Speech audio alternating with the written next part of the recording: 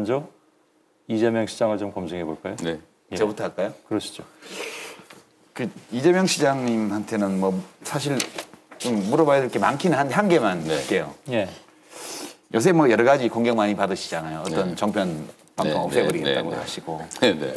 또 뭐 누구랑 뭐 욕설 주고받은 음성 파일도 왔다 갔다 돌아다니고 네. 뭐 철거민들하고 뭐 멱살잡이를 했다 어쨌다 뭐 지방의원한테 욕을 했다 뭐 이런 거 많아요. 네. 많아서 사정을 하나하나 뜯어보면 또 그럴 수도 있는 상황이던데 제가 보기에는 네.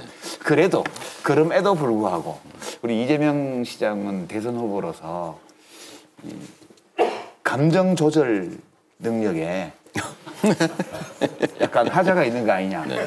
아니 이런 궁금증이 네. 있어요. 궁금증이라고만 하셨습니다. 예. 네. 예. 어떻게 생각하세요? 아마 저는 유 작가님이 어머니가 폭행당해서 입원한 상황을 보고 어떻게 할 수 있을지 한번 제가 여쭤보고 싶어요. 그 상황 한번 당해보시면. 그러니까 이렇게 못되게 반응을 한다니까. 아니 그러니까 일단 그렇고 저희 가족 문제는 사실 저는 이 공적 영역의 제일 심각한 문제가 이 그야말로 부정부패 비리 아니겠습니까? 예. 이 나라의 가장 심각한 문제는 공직자들이 공적 권력을 사적으로 남용한 데서 모든 문제가 시작됐습니다. 개인적 불행도 불러왔고 제 가족한테는 철저히 이걸 통제했죠.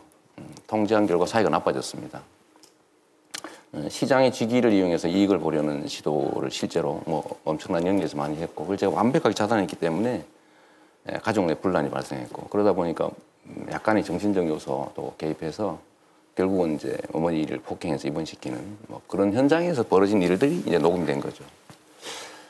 또 한 가지 철거민 얘기 잠깐 드리면 저는 공적 권한을 가진 공직자들이 첫 번째 해야 될 일은 나쁜 짓을 하지 않는 겁니다. 공적 권한을 사적으로 이용하지 않는 거죠.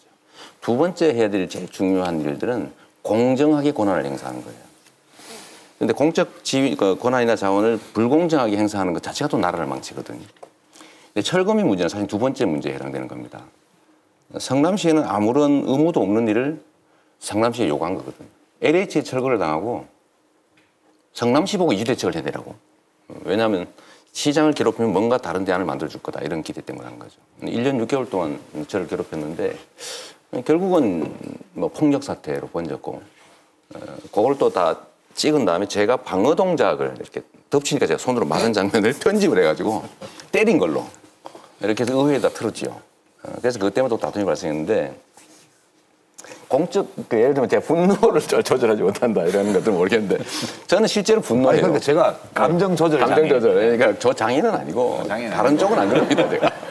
제가 사법연수를 마친 이후에 지금까지 제가 살아왔던 인생의 최고의 목적은 공정한 사회를 만드는 거였고 거기에 예를 들면 부정한 권력, 부패에 저항하는 건 제 몫이었다고 생각해서 예. 비타협적으로 싸웠죠. 그래서 또 전과도 생겼어요. 감옥도 갔습니다 제가. 또 예를 들면 가족 문제도 생겼고 예. 철거 문제도 생겼는데 감정 통제를 못할 정도는 아니고요. 그게 이제 극단적 알겠습니다. 상황이 되니까 오히려 장점으로 인정해 주시면 어떨까 싶어요. 저도 좀